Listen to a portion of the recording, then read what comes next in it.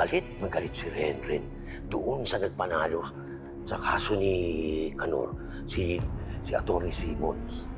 At ang balita ko, dinala niya ito hanggang sa pagtanda niya. Alam niyo po ba kung nasa na ngayon si Renren? May oo, attorney. Isa na rin siyang kilalang abogado. Kilalang abogado po? Sino? Si Atty. Renan Alon. Kung ganun, andun siya kung saan nila tinago si Mang Kanor. Posible. Pero wala tayong sapat na basihan para sabihin may kinalaman niya sa pagkawala ni Kanor.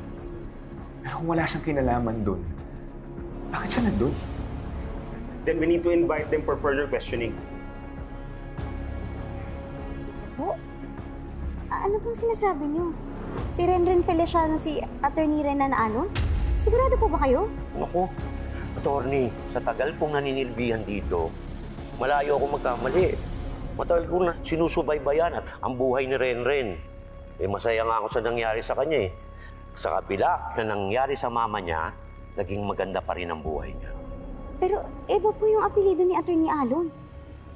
Dahil ginamit niya yung apelido ng papa niya. May anak po si Mama dun sa una niyang kinasama. At dun po sa poder niya lumaki yun. May kapatid ka? Kuya, si Kuya Renren. Atty. Renan Alon. Isa siya sa best criminal lawyer sa Pilipinas. And now, your newest legal defender.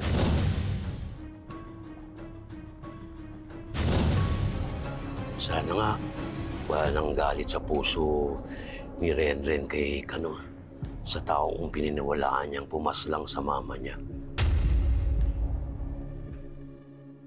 Babe, I'm so sorry. I didn't even give you a chance to explain. Basta na lang kita hinayaang umalis. Babe, I should be the one apologizing to you. I lied to you. I hurt you. I totally understand why you were angry with me. But I believe you now. And I believe na obsessed lang talaga si Sabrina sa'yo. And it's me. It's me na mahal mo at ako lang yung mahal mo, babe. Of course, babe. I love you. Always have, always will. Mahal na mahal kita, babe. Babe, simula ngayon, kakalimutan na natin lahat ng mga nangyari, okay? This is it, babe. We can start over. And our forever starts now. We won't waste a single moment of it either. Lalo na, babe, magiging tatlo na tayo. What do you mean? Babe, buntis ako. You're pregnant. Yes. Magkakaanak na tayo, babe. And nothing can come between us now. At kung sino man yung hahadlang sa pagmamahalan natin, ako na mismo ang makakalaban niya. Babe, I love you so much. And I love you more.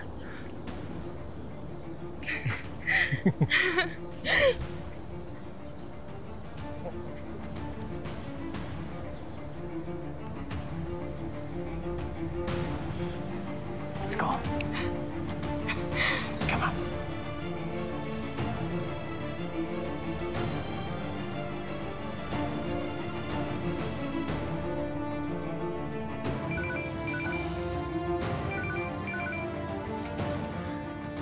Hello, Lilet. May nalaman ako tungkol kay Atty. Alon. Ako din. Kumpirmado ko rin yung hinala ko kay Atty. Alon. Lobat na ako. Magkita na lang tayo malapit dun sa may Maharlika Park.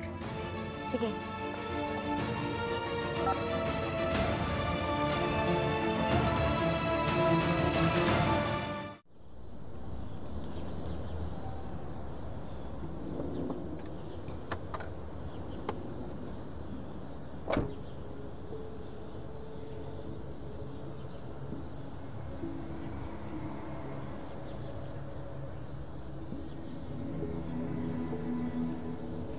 Totoo ba? Si Renan, si Renren Feliciano. Oo, Ferd. Masahol pa siya sa nambubudol. Sinungaling siya. Bakit niya nagawa sa inyo to ni Eira? Kanina ko pa nga iniisip eh.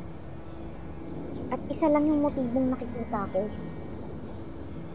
Ang sabi ni Mang Oscar, galit na galit si Renren kay nanay dahil pinalaya niya si Mang Kanor. At dinala ni Renan yung galit na yun. Ayokong isipin pero hindi kaya gumaganti si Renan sa amin ni Eira? Wala kayong kasalanan ni Eira sa kanya. Pero wala na si nanay. At alam niya na anak kami ni nanay. Kaya hindi imposible yung sinasabi mo na nandun siya sa lugar kung saan dinala si Mang Kanor. At yung panyo na nakita mo, yun din yung nakita kong panyo nung gabing yun. Lilet, you okay?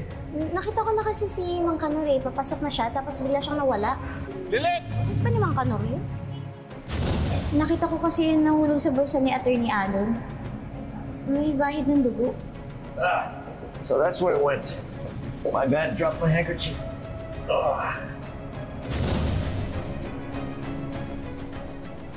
Galit na galit siya kay Mang Kanor.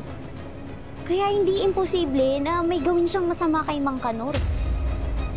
At si Eira, hindi niya papakasalan si Eira dahil mahal niya. May masama siyang balak kay Eira.